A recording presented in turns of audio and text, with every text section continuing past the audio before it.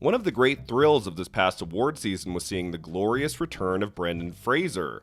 I grew up on the guy in the 1990s, from School Ties to Encino Man to Blast from the Past to The Mummy. He was a part of my movie-going life. He never really went away, but his career was certainly not what it used to be when director Darren Aronofsky cast him in the role of Charlie in The Whale. Yes, the film was divisive, not everybody liked it, but most agreed Fraser was bringing it in the complex, emotionally devastating lead performance that was unlike anything he'd ever done before. He received his first ever Oscar nomination, and as we just saw a few nights ago, his very first well-deserved Oscar win. Brendan Fraser is back. Of course, this wasn't the first time Darren Aronofsky resurrected a great actor's career. He gave Ellen Burstyn the role of her lifetime in 2000's Requiem for a Dream, which won her lots of critics' prizes, an Independent Spirit Award, and an Oscar nomination, and boosted her career profile after many years going under the radar. But nobody for a Darren Aronofsky movie got quite the out-of-nowhere, massive career jolt that Mickey Rourke received for The Wrestler. After a promising start in the 1980s, in films like Diner, 9.5 Weeks, and Angel Heart, Mickey Rourke saw his career flounder throughout the 1990s, and outside of a juicy supporting role in Sin City, his career in Hollywood by 2008 was mostly in the dumps. But Aronofsky believed in him, thought he was the perfect choice for the role of Randy the Ram Robinson in The Wrestler, and instead of going with a bigger name, a more established star, which I'm sure the producers probably would have preferred, he went with Mickey Rourke. What a role, what a performance, and Rourke, in 2009, came really close to winning an Academy Award. He won the Golden Globe Award for Best Actor in a Motion Picture Drama, he won the BAFTA Award, he won the Film Independent Spirit Award. Rourke had a really good shot at victory. His biggest competition at the Oscars, after all, was a man who'd already won the Best Actor Oscar just 5 years prior for Mystic River. After decades of hardship, a career with its ups and downs, a great director giving him the chance of a lifetime, Mickey Rourke was clearly ready for his big moment. And then Michael Douglas opened the envelope and said this. Sean Penn, in note. Now, some award seasons, Best Actor is a given. We know who's winning from the very beginning. Other seasons are more up in the air, unpredictable, and fun. That was the case of the season we just went through, when both Brendan Fraser and Austin Butler had a significant chance at an Oscar win, and that was absolutely the case back in 2009, when Sean Penn and Mickey Rourke were neck and neck all the way until the end. Why did Sean Penn win his second Best Actor Oscar for Milk? And how close, really, was Mickey Rourke to victory for The Wrestler instead? In this video, we're talking the exciting Best Actor race at the 81st Academy Awards and why Sean Penn defeated Mickey Rourke. Before we get to the category, let's talk a little about the ceremony itself. I've said this often to anyone who will listen. The 2009 telecast may be my favorite of any Oscar telecast, at least in the modern era. This is the one they got right. From the amazing opening number by Hugh Jackman to the collection of actors brought together on stage to celebrate the year's best performances. I love the art direction of the ceremony, the time that was given to speeches, and to memorable heart-tugging moments. For once it seemed, the Oscars weren't in a rush, and since 2009, only occasionally has the show come close to the perfection of this one. It was the year of Slumdog Millionaire, which took home the big prizes that night for Best Director and Best Picture. It was the year Dustin Lance Black won the Best Original Screenplay prize for Milk and gave one of my favorite Oscar speeches of all time. It was the year Kate Winslet and Meryl Streep duked it out for the Best Actress trophy, and it was also the year, of course, that the late great Heath Ledger won a posthumous Academy Award for his astonishing turn as the Joker in The Dark Knight. I think it's one of the most important and well-deserved acting Oscar wins so far this century. I wanted to make a video about it, about Ledger's impressive career, about the supporting actor race in early 2009, and Ledger's incredible sweep. And so, I did. If you want to know more about the supporting actor race at the 81st Academy Awards, and how Ledger won a rare posthumous Oscar, head on over to the brand new Brian Rowe Video Patreon page, where this exclusive video is currently streaming. Just click on the link in the description below.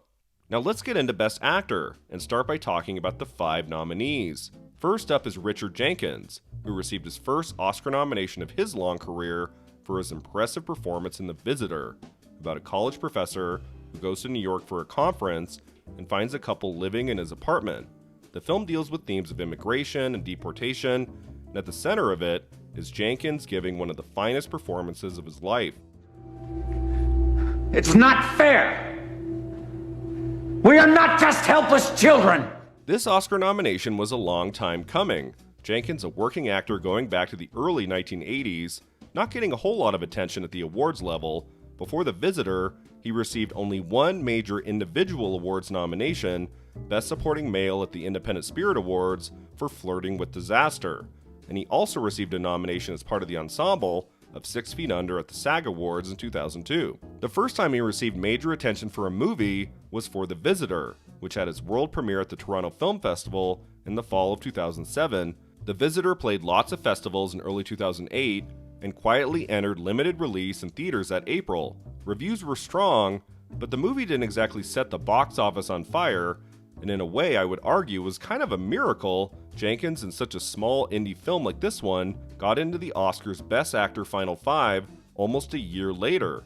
He didn't make it in at the Golden Globes, where Leonardo DiCaprio was nominated in the Best Actor Drama category for Revolutionary Road, but then at Critics' Choice, DiCaprio was looked over, and Jenkins got in, along with Clint Eastwood for Gran Torino. Now, Critics' Choice could have been it for him.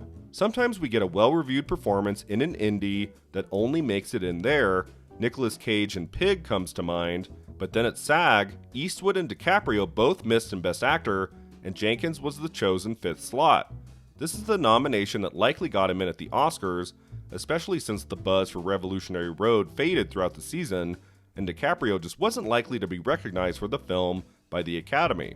Also, Jenkins missed at BAFTA, Dev Patel taking his slot there in the lead actor category for Slumdog Millionaire. Ultimately, Richard Jenkins was never going to win for The Visitor, since the film was so small, and Jenkins was its only Oscar nomination. It's a great nod for Jenkins nevertheless, his first of 2 to date. 10 years later, he was recognized for his terrific supporting performance in The Shape of Water.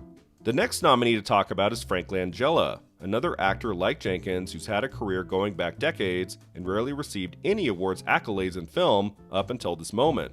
He received a Golden Globe nomination for Most Promising Newcomer Male for his 1970 film debut, Diary of a Mad Housewife, but then he spent the rest of the 20th century not seeing much of his movie and TV work it heralded, although he did receive an Emmy nomination in 1983 for the informational program I, Leonardo, and there are many fans of his 1979 Dracula interpretation too. In 2007, he starred in the indie drama Starting Out in the Evening, which earned him critics' prizes and a Film Independent Spirit Award nomination for Best Male Lead. Langella has been most awarded throughout the decades in the world of theater, winning a Drama Desk Award and 4 Tony Awards. His most acclaimed film performance to date came in 2008 with his portrayal of Richard Nixon in Ron Howard's superb drama Frost Nixon, a dramatic retelling of the post-Watergate TV interviews between British talk show host David Frost and the former president. Look, when you're in office, you gotta do a lot of things sometimes that are not always, in the strictest sense of the law, legal, but you do them because they're in the greater interests of the nation. The project started as a play, which premiered in London in 2006, with actors Michael Sheen and Frank Langella, both of whom played their respective roles in the movie. In fact, one of Langella's 4 Tony Awards was for the stage version of Frost Nixon, and so it makes sense that director Ron Howard would just use actors who had already proven how right they were for the roles. Langella is uncanny in the film, so focused and compelling, never turning Nixon into a caricature, completely losing himself in the role. Unlike Richard Jenkins, who was only nominated in 3 of the major precursor ceremonies, Langella made it into all 5: Golden Globes, Critics' Choice, SAG, BAFTA, and Oscars. He had a narrative, to be sure. I think what happened with Langella was that enthusiasm for the film was always a bit subdued, people admiring Frost Nixon, but never over the moon about it. It did get into Best Picture and Best Director at the Oscars, which showed the film had strength, but what awards did it actually win throughout the season? Not many. It didn't take anything at the Golden Globes, nothing at Critics' Choice. It was one of those movies that kept showing up everywhere, even getting the nod at SAG for Outstanding Performance by a Cast, but it never got a significant win, and that hurt Langella in the long run. He's gone on to do great work since. I loved his performance in the Showtime series Kidding, starring Jim Carrey, and he was also one of the recipients of Best Cast at SAG in 2021 for The Trial of the Chicago 7. Now, Brad Pitt is the first subject to discuss who had previously been nominated for an Academy Award. He's also, of course, one of the biggest movie stars in the world. Pitt's one of those beautiful, charismatic, talented actors who we all knew would win an Oscar someday. The question was, for which movie? He came onto the scene in 1991 with his star-making role in Thelma and Louise, and then he took lots of strong, offbeat projects like California, Seven, and 12 Monkeys, the latter of which won Pitt a Golden Globe Award for Best Supporting Actor, followed by his first Oscar nomination. I would argue that before his Oscar win for Once Upon a Time in Hollywood in 2020, Pitt had his best chance at victory when he was up for 12 Monkeys against Ed Harris for Apollo 13 and Kevin Spacey for The Usual Suspects. But more on that supporting actor Oscar race in a later video. Between 1996 and 2008, Pitt had his share of hit films like Ocean's 11 and Mr. and Mrs. Smith, but he also had his share of underperforming titles too: 7 Years in Tibet, Meet Joe Black, and The Mexican not exactly lighting the box office on fire. Hell, even Fight Club did poorly. He didn't get a whole lot of Oscar buzz for any of his movies during that time. He came closest with Babel, which earned him a Golden Globe nomination. He finally became a major Oscar contender in the lead actor category with the end-of-the-year release in 2008 of The Curious Case of Benjamin Button, which reunited Pitt with his Seven and Fight Club director David Fincher and Babel co-star Cate Blanchett, the film telling an epic love story about a man who ages backwards. We finally caught up with each other. Wait. I want to remember us just as we are now. Months before the film opened, some were already comparing The Curious Case of Benjamin Button to Forrest Gump, the first trailer giving a glimpse of its ambitions, co-writer Eric Roth having won an Oscar in adapted screenplay for the Robert Zemeckis film. The storyline was unique to be sure, and it was the kind of movie David Fincher had never really attempted before. Upon its release, the reviews were strong, and it looked like Oscar was about to follow. The film's awards journey began at the Golden Globes, where it received 6 nominations, including Best Screenplay, Director, Motion Picture Drama, and Actor for Brad Pitt. No wins, sadly, but then 8 nominations followed at Critics' Choice, including Best Picture, and 3 at SAG, including Best Cast. The Curious Case of Benjamin Button was a major player on the awards circuit in early 2009, and I feel like if people had just loved the movie a little more, and if Pitt or Fincher or the film had won a major prize somewhere along the way, and let's be honest, if Slumdog Millionaire wasn't a factor, The Curious Case of Benjamin Button might have done better overall. But the movie just never won anything for a long while, and by the time it took 3 BAFTA prizes, makeup and hairstyling, production design, and visual effects, momentum on the film had cooled. Its Oscar nominations haul was impressive, very impressive, a whopping 13 nods total, including Best Picture, Best Director, Best Supporting Actress for Taraji P. Henson, and Best Actor for Pitt. But by the big night, few predicted The Curious Case of Benjamin Button was going to win anything outside of a few technical awards. It did take home 3 prizes, the same it won at BAFTA, Makeup, Art Direction, and Visual Effects, but favorites in the top categories were spread to other movies like Milk and Slumdog Millionaire.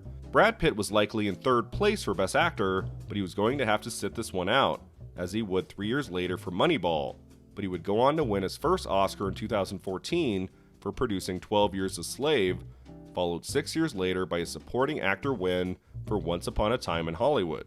So that takes us to the final 2 Best Actor contenders, really the only 2 who had a chance in winning on Oscar night.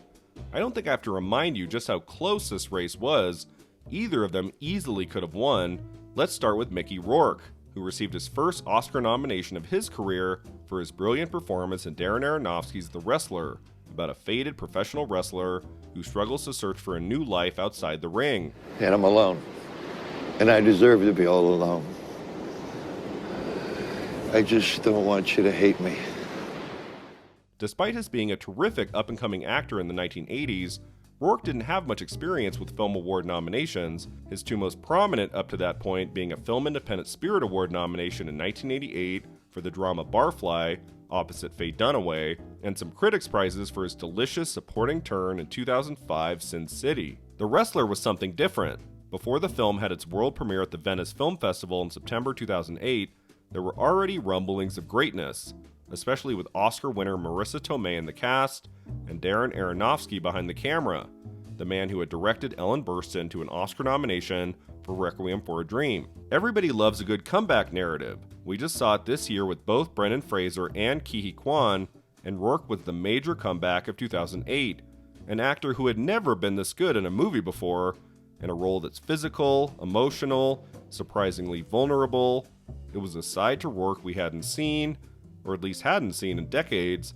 Randy the Ram Robinson truly was the role of a lifetime, and Rourke relished every second of it. Was he going to win the Best Actor Oscar? Signs were pointing to yes, especially when the award season began at the Golden Globes, and in a very competitive category, Rourke won Best Actor in a Drama, beating out Leonardo DiCaprio, Frank Langella, Brad Pitt, and his most formidable rival, Sean Penn.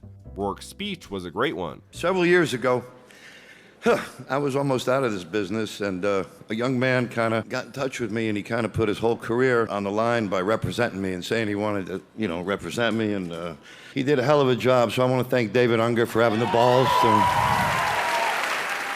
Now, the Golden Globes don't hold a lot of weight in the long run, especially these days. Just ask Angela Bassett. But a win in Best Actor Drama can help propel someone to frontrunner status, at least for a little while. If Rourke had won Critics' Choice and SAG too, the race would have been close to over. He was nominated at all 5 of the major precursor ceremonies, but then he lost Critics' Choice and SAG to Sean Penn. Milk was doing better overall throughout the first half of the season, receiving more nominations than The Wrestler was in other categories besides Best Actor. But all hope was not lost for Mickey Rourke. Only a Golden Globe and no other wins doesn't typically translate to Oscar glory, but he got a couple more victories before the big show. One was at the Film Independent Spirit Awards, where his at times outrageous speech is legendary. We exposed some issues in this film that were very controversial, like the steroids and the cocaine and the banging the girl in the ass in the bathroom. But, shit like that does happen. These guys are on the road a lot and they get lonely. And his biggest win of the entire season came at BAFTA, where Rourke beat Penn once again for Best Actor in a Leading Role. Thank you to BAFTA, to Optimum Pictures, to Fox Searchlight. Darren Aronofsky gave me a second chance after f***ing up my career for 15 years. I want to thank... BAFTA happens soon before the Oscars, so often a win there can mean good things, especially when a race is tight. If Penn had won BAFTA, then that would have been it. The race would have been over, but Rourke winning at BAFTA signified there was still a lot of love for his performance and his narrative. He absolutely had a chance to take the Oscar. The one person in Mickey Rourke's way was Sean Penn, who gave one of the year's finest performances in the drama biopic Milk, which told of Harvey Milk's struggles as a gay American activist who fought for gay rights and became California's first openly gay elected official. Come out to your neighbors, come out to your fellow workers, once and for all. Let's break down the myths and destroy the lies and distortion. Sean Penn had been an acclaimed actor for decades, starting his career in 1981's Taps opposite Tom Cruise, and outside of a few comedies, like Fast Times at Ridgemont High, Penn made a name for himself as a dramatic actor in films like At Close Range, Casualties of War, and Carlito's Way.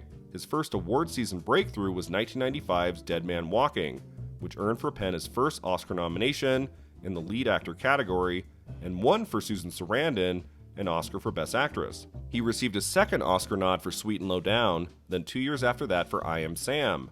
His best chance at Oscar victory came in 2004 for his performance in Clint Eastwood's Mystic River. That season he was up against Bill Murray for Lost in Translation and Johnny Depp for Pirates of the Caribbean, both Murray and Depp winning key prizes along the way, but Penn won out in the end, receiving a standing ovation upon accepting from Nicole Kidman his first ever gold trophy.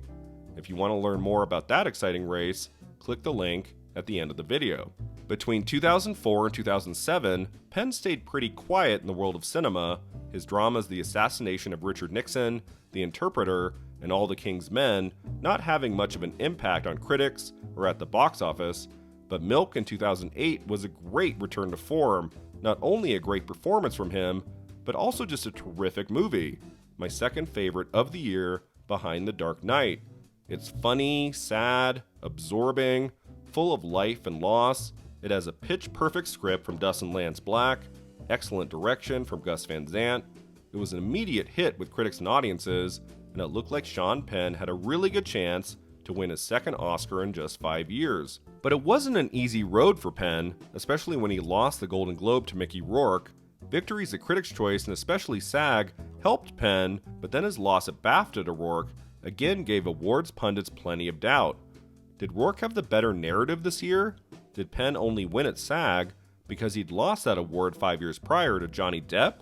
Lots of questions were swirling in our minds by the time we got to the Best Actor category at the 81st Academy Awards, that spectacular ceremony where 5 previous Oscar winners in the category came out on stage to say a little something to each nominee before giving the final award. This was definitely a nail-biter. Who was winning this one? Finally, Michael Douglas, who won his Best Actor Oscar back in 1988 for Wall Street, ended the suspense. So how did Penn win his second Academy Award for Best Actor? Here are the top 5 reasons. The first and most important reason, I would say, is that Milk performed much better throughout the award season than The Wrestler did, especially at the Oscars. The Wrestler showed up in all the award ceremonies, but often just in a few select categories. For example, at Critics' Choice, it only got nods for Rourke and Marissa Tomei, Original Song for Bruce Springsteen, and Best Picture, while Milk scored 8 nominations total, not just in Actor and Picture, but also Director, Screenplay, 2 nods in Supporting Actor. At SAG, the cast of Milk was nominated in the Ensemble category, while The Wrestler was not, and at BAFTA, even though The Wrestler won Best Actor for Rourke, it only got 2 nominations, the other for Tomei, while Milk got in for Best Picture and Best Screenplay. When it came to the Oscars, the number of nominations for each film was telling. The Wrestler only got 2, for Rourke and Tomei, while Milk got 8 nominations, including Best Director and Best Picture. Sometimes Best Actor can be won without a ton of support for the movie. We just saw it happen with Brendan Fraser in The Whale, which had 3 nominations, and in 2007, Forest Whitaker won Best Actor for The Last King of Scotland, a movie that was nominated in no other category, but getting into picture and director always helps, and what really helped Penn's chances on Oscar night, I think, was the great win for Dustin Lance Black in Best Original Screenplay. It showed there was a lot of strength for the movie. To all of the gay and lesbian kids out there tonight who have been told that they are less than by their churches, or by the government, or by their families, that you are beautiful, wonderful creatures of value, and that very soon, I promise you, you will have equal rights federally across this great nation of ours. The second reason Sean Penn won is that actors win 2 Oscars in a short amount of time often. It's actually pretty common. It's hard to win that 3rd gold trophy unless you're Frances McDormand or Daniel Day-Lewis. Even Meryl Streep had to wait 29 years to get her 3rd one for The Iron Lady. But a 2nd trophy is pretty doable for lots of actors. Hilary Swank comes to mind, nominated twice for Best Actress and winning both times in a span of 5 years. Mahershala Ali won Supporting Actor twice recently, and there's of course Tom Hanks winning back-to-back Best Actor Oscars in the mid-1990s. If a performance is strong enough, voters won't care if the actor already has an Oscar, and so I don't think Sean Penn already winning for Mystic River 5 years prior made that much of an impact on the final tally. The third reason is that Penn won the SAG Award, which is key. Although we've had some recent examples of actors losing at SAG, winning the BAFTA, and then winning the Oscar, like Anthony Hopkins for The Father in 2021, usually the SAG win is most important. Such was the case this year when Brendan Fraser lost Best Actor at BAFTA to Austin Butler, won SAG, and won the Oscar.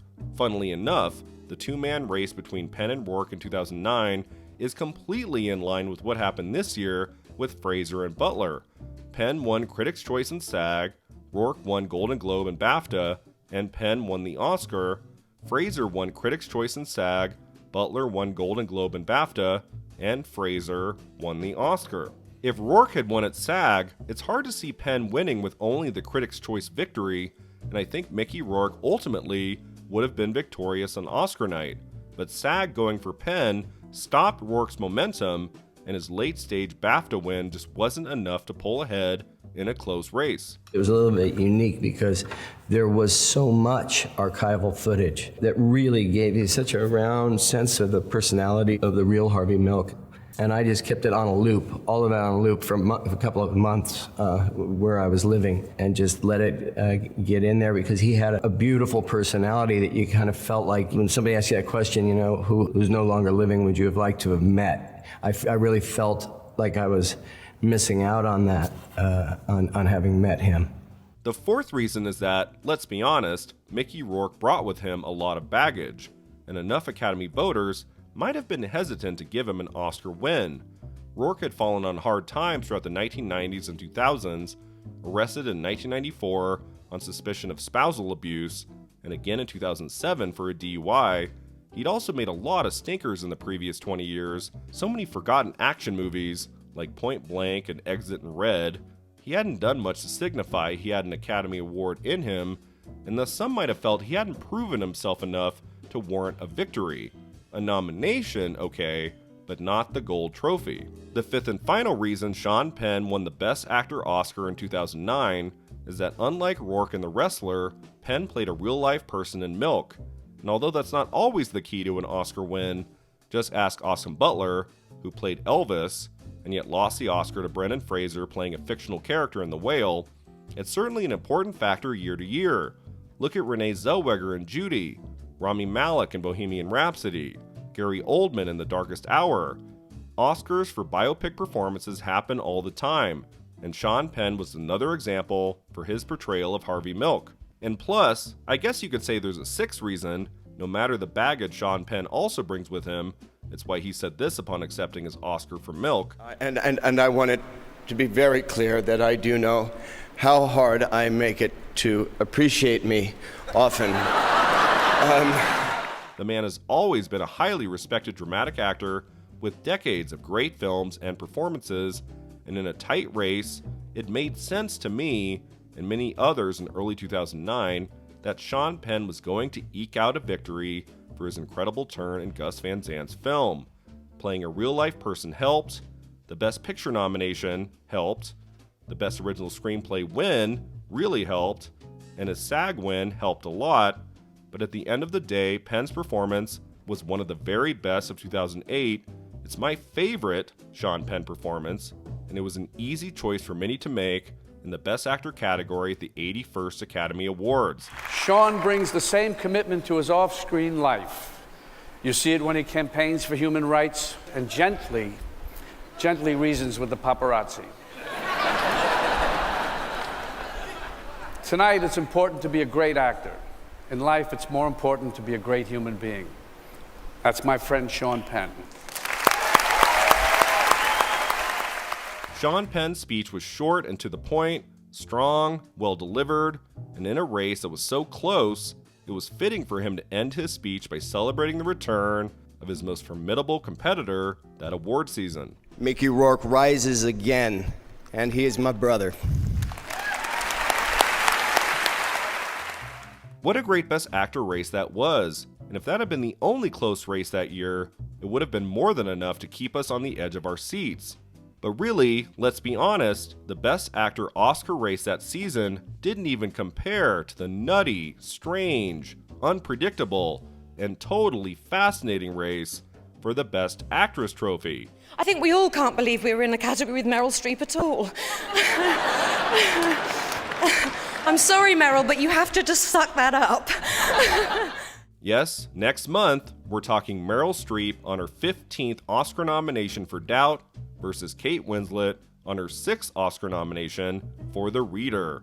Buckle in for a wild ride.